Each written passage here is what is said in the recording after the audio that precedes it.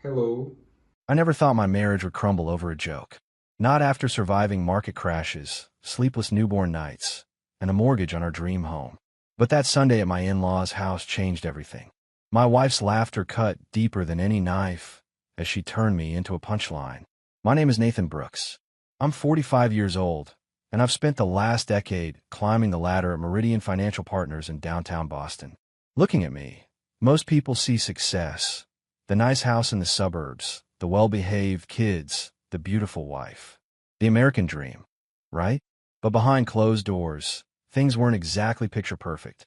Gloria and I met in our early 30s. She was teaching fourth grade at a private school, passionate about shaping young minds. I was already knee-deep in financial analysis, crunching numbers, and forecasting market trends for clients whose net worth had more zeros than I could dream of. When we got engaged, we had the talk that every couple should have. What do we want our life to look like? We agreed pretty quickly.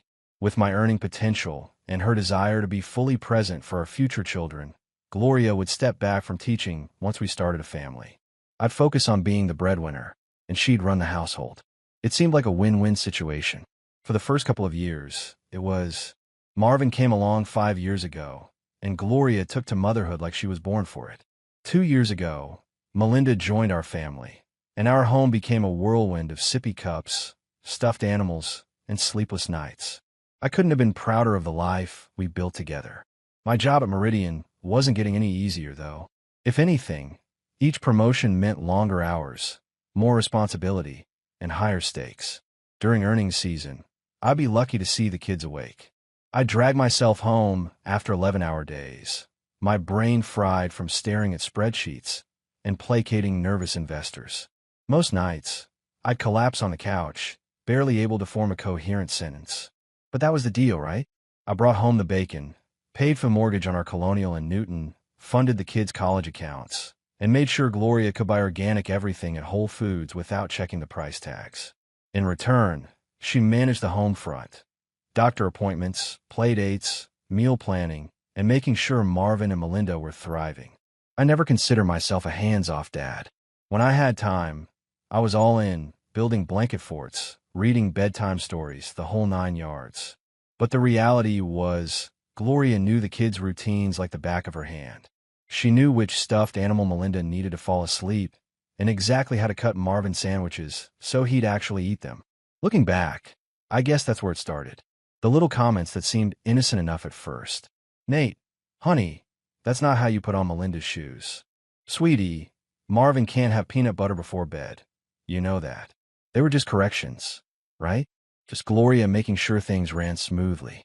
But somewhere along the way, those helpful hints turned into something else. Something that, little by little, started to chip away at me in ways I didn't fully understand until it was almost too late. It started small, as these things usually do. A chuckle here, and I roll there. Nothing that would set off alarm bells. The first time I really noticed, it was a Saturday morning about a year ago. Gloria had a hair appointment, her first me time in weeks, and left me with detailed instructions for the kids. Feed Marvin his gluten-free waffles. Make sure Melinda took her vitamin. The usual drill. I'd handle the kids solo plenty of times before, no big deal. Just try not to burn the house down, she joked as she grabbed her purse. I laughed along, gave her a kiss goodbye, and thought nothing of it. When she returned 3 hours later, the house was still standing, but admittedly in disarray. Melinda had decided her yogurt would look better in her hair than in her mouth, and Marvin had constructed what he called a pillow kingdom in the living room. I was in the middle of damage control when Gloria walked in. She surveyed the scene, put her hands on her hips, and started laughing. Oh, Nate, I leave you alone for 3 hours, and it's like Lord of the Flies in here. Again, I chuckled along with her. What else was I supposed to do? The kids were happy, if a bit sticky, and no one was injured. Mission accomplished in my book. That night, I overheard her on the phone with her sister. You should have seen it, Cynthia. It was like Nate had never taken care of his own children before. Total deer in headlights. Men, right? Something about the way she said it didn't sit right with me.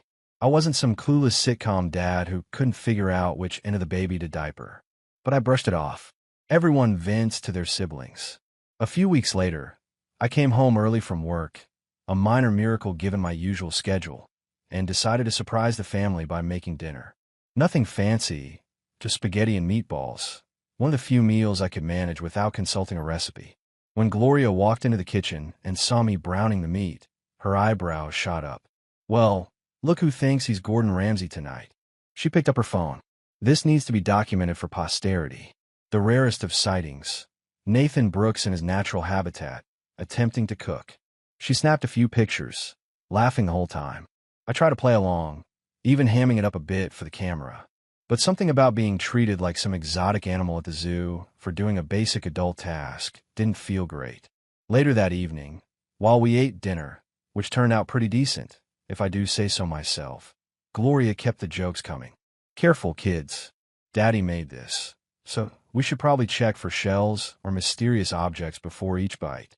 Marvin giggled. "Did Daddy mess up again?" Again. That word hung in the air. My 5-year-old already had the impression that me attempting anything domestic automatically meant failure. I forced a smile and changed the subject. It wasn't worth making a fuss about. Besides, it was just a joke. Over the next few months, the comments became more frequent and cut deeper. Gloria's jokes had evolved from gentle ribbing to something that felt calculated to undermine me. One evening in September, I came home from an especially brutal day. The market had taken a nosedive, clients were panicking, and my boss had me working on contingency plans until well past 7. I dragged myself through the front door, desperate for a moment of peace. Instead, I found Melinda in full meltdown mode. Her favorite stuffed bunny was missing, and the world was apparently ending because of it. "Hey, princess," I said, dropping my briefcase and kneeling to her level. "Let's find Mr. Hoppy together." Her sobs quieted as I methodically searched the house. I'd learned from experience that the bunny usually ended up under furniture or in the laundry basket. Sure enough, after 15 minutes of hunting, I found him wedged between the couch cushions. Melinda's face lit up as I handed her the toy. I felt a surge of satisfaction. I might not be around as much as I'd like, but I could still come through for my kids when it mattered. Gloria walked in just as Melinda was giving me a thank you hug. "Would you look at that?" she said, leaning against the doorframe. Nathan Brooks, financial wizard by day, barely competent dad by night. The words stung. I just successfully navigated a crisis, however small, and instead of acknowledgement, I got another jab. "Very funny," I replied, my tone sharper than intended. Gloria raised an eyebrow. "Geez, someone can't take a joke today." I bit back my response. I was too tired for an argument. The pattern continued. When I took the kids to the park on Saturday and returned with Marvin sporting a scraped knee from a fall off the monkey bars, Gloria sighed dramatically. "I swear, Nate, I can't trust you with them for 3 hours without someone getting injured." Never mind that I'd handled the situation perfectly, cleaned the wound, applied a bandage, and turned Marvin's tears into laughter by letting him pick out his battle scar bandage. When I struggled to recall the name of Marvin's teacher during a phone conversation, Gloria rolled her eyes and mouthed to her friend, "Hopeless." Each comment felt like a paper cut, minor in isolation, but increasingly painful as they accumulated. One night, as I helped Marvin with his kindergarten homework, he looked up at me with genuine surprise when I explained a math concept. "Wow, Dad, you're actually good at this," he exclaimed. "That actually hit me like a sucker punch." My 5-year-old was already surprised that his father could be competent at something outside of work, and I knew exactly where he'd gotten that impression. I straightened my shoulders and looked my son in the eye. "Buddy, there are lots of things I'm good at. I might not be here all the time, but that doesn't mean I don't know how to take care of you and your sister." Later, when I mentioned the incident to Gloria, she laughed it off. "Oh, come on, he's 5. Don't be so sensitive." But it wasn't about sensitivity. It was about respect, and I was starting to realize just how little I was getting at home. What had once been private comments between Gloria and me soon became public entertainment. It seemed like every social gathering became an opportunity for her to showcase my supposed ineptitude as a father. The first time it happened was at a neighborhood barbecue. I was manning the grill, one domain where I actually had some confidence, when Melinda came running over with a scraped elbow from a fall in the driveway. I immediately went into dad mode, cleaned the scrape with a napkin dipped in water, found a Band-Aid in my wallet. I'd started carrying them for exactly this reason, and had her laughing again within minutes. Gloria approached with a group of neighborhood moms, just as I was finishing up. "Ladies, Witness the rarest of sights, she announced theatrically. Nathan actually handling a minor emergency without calling for backup. The women laughed, and I forced a smile while something twisted in my gut. What should have been a simple moment of fatherhood had become a spectacle. The next weekend, we had dinner with my colleagues from Meridian. These were people I needed to impress, whose respect was crucial to my career. Gloria had promised to be on her best behavior. Halfway through dinner, the conversation turned to family life. My boss mentioned how challenging it was balancing work and home responsibilities. Tell me about it. Gloria jumped in with a laugh. Nate here can analyze market trends like nobody's business, but ask him to match Melinda's outfits, and suddenly he's completely lost. Last week, he sent her to daycare in pajama pants and a dress-up tiara. The table erupted in laughter. It wasn't even true. Melinda had insisted on the tiara, and the pants were leggings that looked like pajamas. I thought the battle wasn't worth fighting that morning. The kids were dressed and fed, I said evenly, trying to maintain my dignity. Mission accomplished. My boss clapped me on the shoulder. Don't worry, Brooks. I once sent my kid to school with an empty lunchbox. We all fumble sometimes. His attempt at camaraderie only underscored what Gloria had accomplished, painting me as an incompetent father who fumbled basic childcare tasks. In reality, I handled whatever came my way when I was home, from nightmares to homework to improvised meals when we were out of groceries. The final straw came at Marvin's parent-teacher conference. Ms. Winters was explaining his progress in reading when she mentioned he'd been bringing in advanced books from home. That's all, Nathan. Gloria interjected before I could speak. He's trying to turn our 5-year-old into a financial analyst already. I keep telling him, honey, normal kids read Goodnight Moon, not the Wall Street Journal. Ms. Winters looked confused. Actually, I think it's wonderful. Marvin's vocabulary is exceptional for his age. I sat up straighter in my chair. We read together every night I'm home, I stated firmly. Marvin picks the books. I just make time for it. On the drive home, I finally said something. Do you have to turn me into a punchline at every opportunity? Gloria seemed genuinely surprised. What are you talking about? I'm just making conversation. No, you're making me look like an idiot. And it needs to stop. She rolled her eyes. You need to lighten up, Nate. It's just a little harmless fun. But as I gripped the steering wheel, I knew there was nothing harmless about it. The damage was already spreading beyond our home. I started noticing a troubling pattern in how others interacted with me. Gloria's jokes had spread like a virus, infecting everyone's perception of me as a father. At Marvin's soccer practice, Coach Thompson handed out the season schedule and made a beeline for me. Brooks, I've highlighted the important dates, he said slowly, as if speaking to a child. Gloria mentioned you might need some extra reminders. My jaw clenched. I'd never missed a game I could attend, and I kept a meticulous calendar. I manage billion-dollar portfolios, Thompson, I replied coolly. I think I can handle a soccer schedule. He looked taken aback, and I immediately regretted my tone. But damn it, I was tired of being treated like an idiot. Even my mother had started buying into the narrative.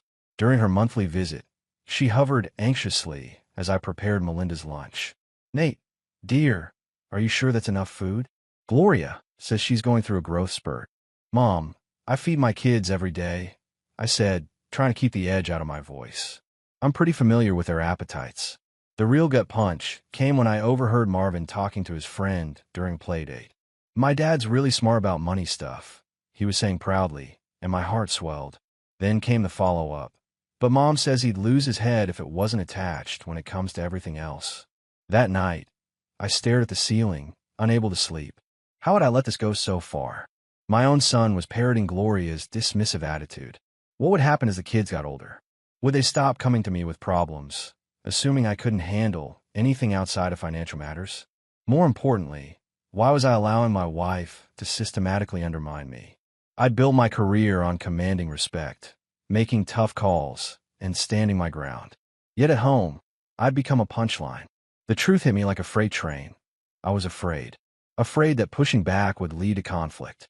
Afraid that demanding respect might damage our family dynamic. Afraid that maybe, just maybe, Gloria was right, and I really was a subpar father. But another, stronger part of me knew better. I coached Marvin's soccer team when work allowed.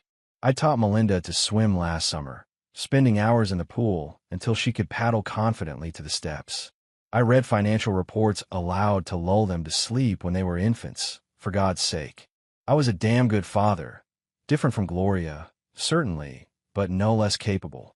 And it was time I started acting like it. The next morning, I made a decision.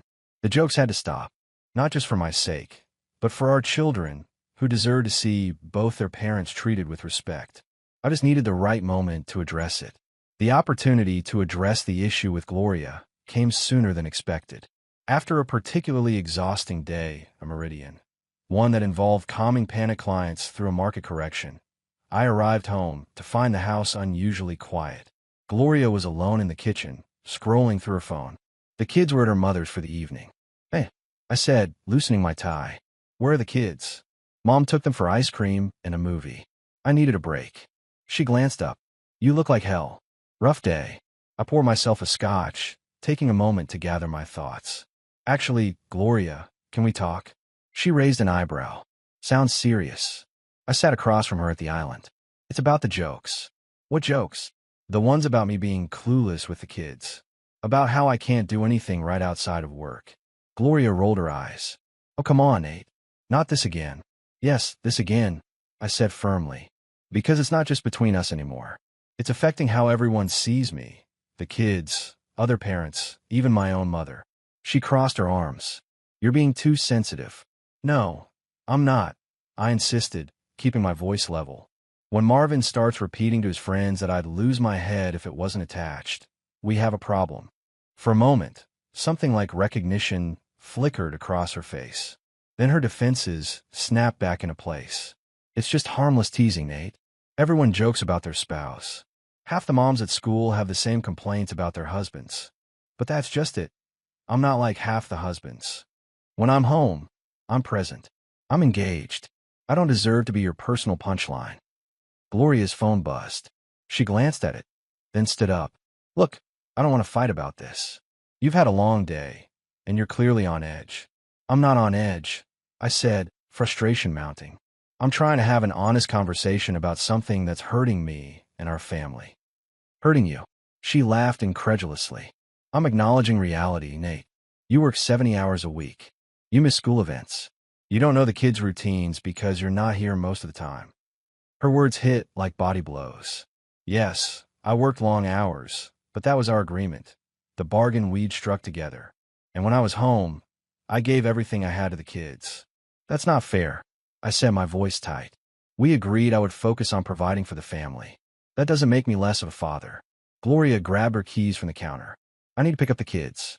We can talk about this another time when you're not being so dramatic." As she walked out, leaving me alone with my untouched scotch, I realized the conversation had failed completely. She hadn't heard me. Or worse, she'd heard but didn't care. Either way, nothing had changed. The Sunday brunch at Gloria's parents' house had been a tradition since before the kids were born.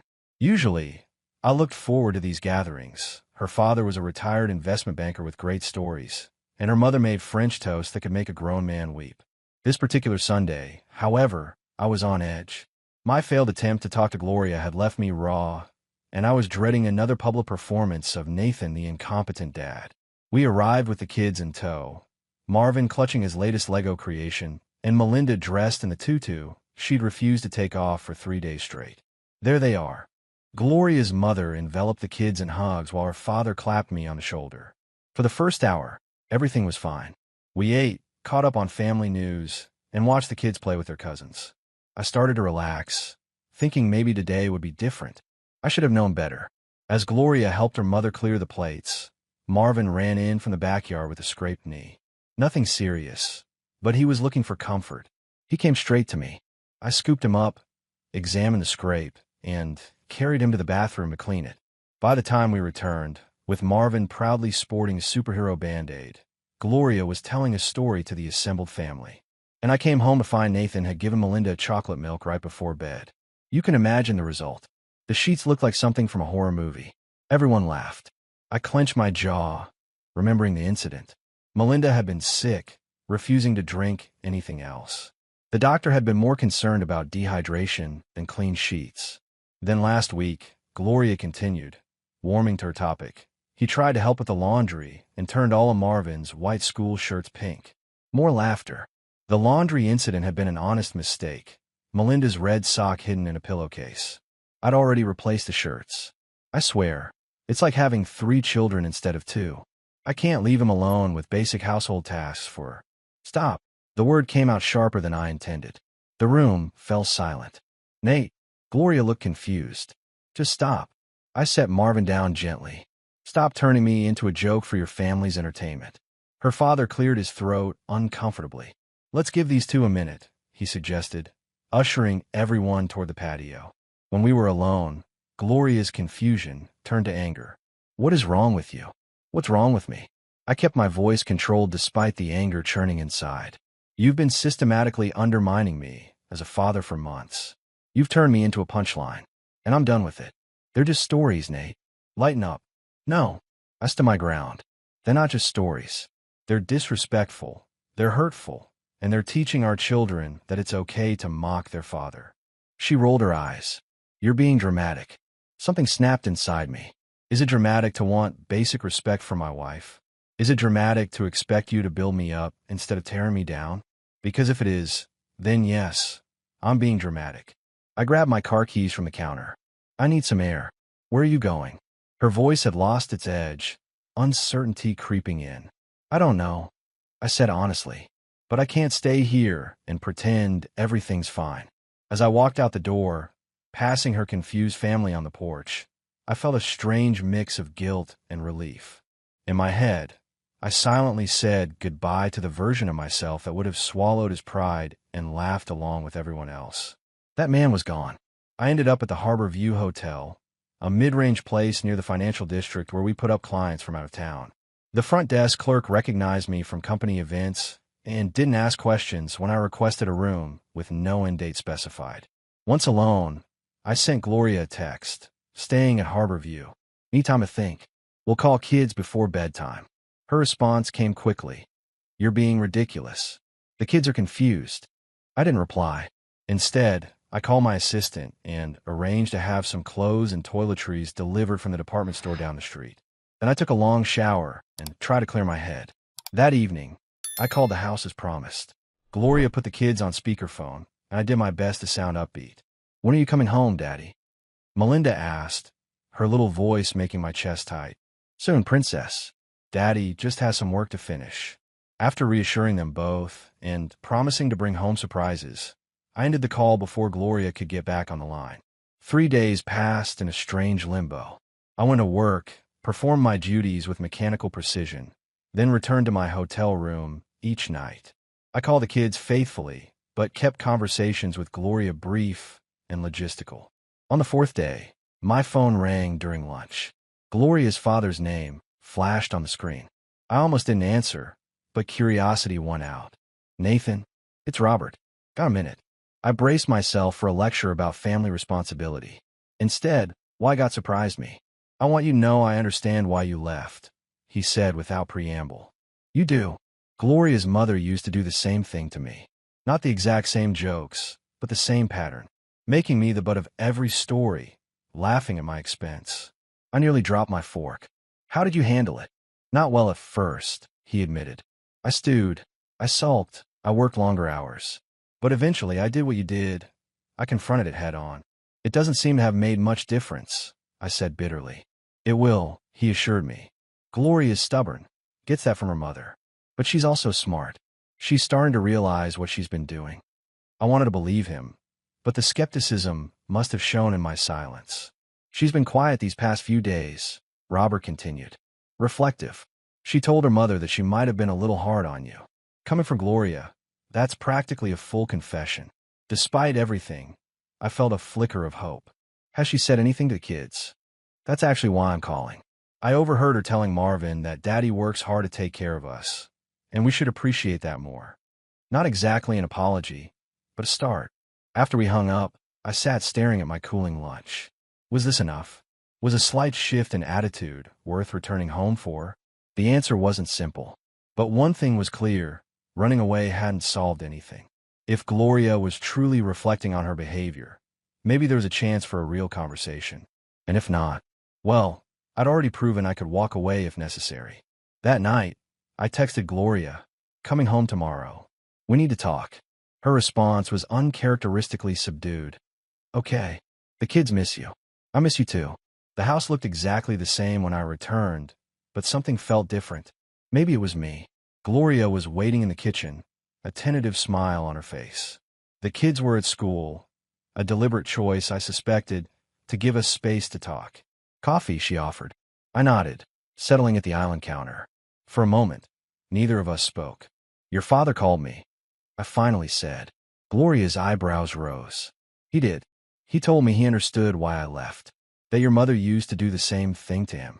She looked away, busying herself with a coffee maker. "He never told me that. Maybe he didn't know how to bring it up. Or maybe he thought it wasn't that big a deal." I accepted the mug she handed me. "Just like you thought it wasn't a big deal with me." Gloria sat across from me, her eyes meeting mine directly for what felt like the first time in months. "I've been thinking about what you said." I waited, giving her space to continue. "I didn't see it, how the jokes were adding up, how they were affecting you."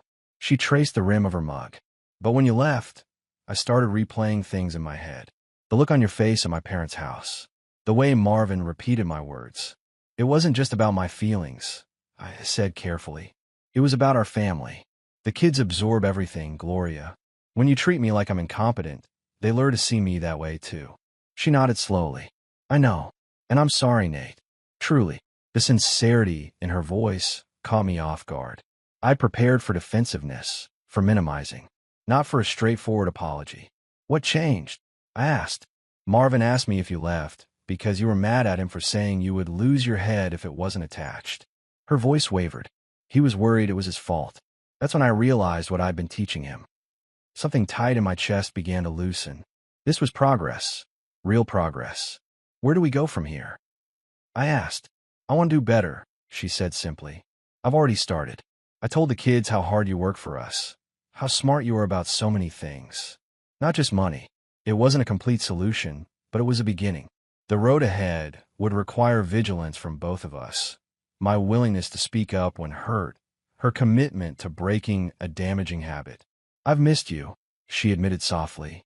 "The house doesn't feel right without you." I reached across the island to take her hand. "I've missed you too, but I can't come back to the way things were." "I know," she said, "and I don't want that either. I want us to be better." For the first time in months, I believed we could be. 6 months after my hotel stay, life had found a new rhythm. The change wasn't dramatic or instant. Real change rarely is. But day by day, conversation by conversation, Gloria and I rebuilt something stronger than what we'd had before. The jokes didn't disappear overnight. Old habits die hard. But now when Gloria started to slip into that familiar pattern, she'd catch herself. Sometimes I'd see her physically bite her tongue. Other times, she'd rephrase mid-sentence, turning what might have been a punchline at my expense into something more neutral or even supportive. More importantly, she began actively building me up in front of the kids. "Daddy's really good at explaining math problems, Marvin. Why don't you ask him to help with your homework?" Or, "Did you know your father taught himself to cook in college? He makes the best omelets." These small validations healed wounds I hadn't even realized were still raw. For my part, I made changes too. I started leaving work earlier on Wednesdays to coach Marvin's soccer practice. I scheduled regular daddy-daughter dates with Melinda. I learned Gloria's complex household systems instead of relying on her to translate them for me. The real test came during the annual neighborhood block party. As we chatted with neighbors, someone asked about our recent family vacation to Cape Cod. "Nate planned the whole thing," Gloria said, her hand finding mine. "He found this amazing little beach house and arranged sailing lessons for the kids.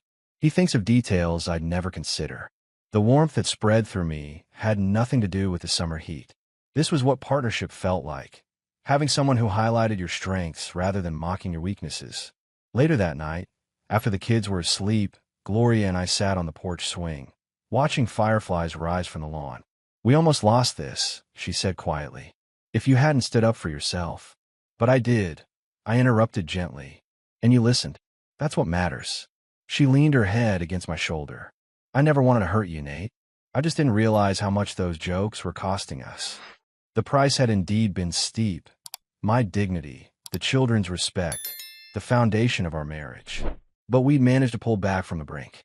"I'm glad you came home," she whispered. I tightened my arm around her. "I'm glad I had something worth coming home to. We weren't perfect. We never would be. But we learned something crucial. In a marriage, words matter. Respect matters.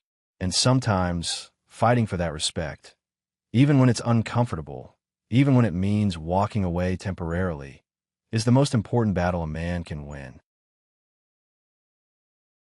Bye.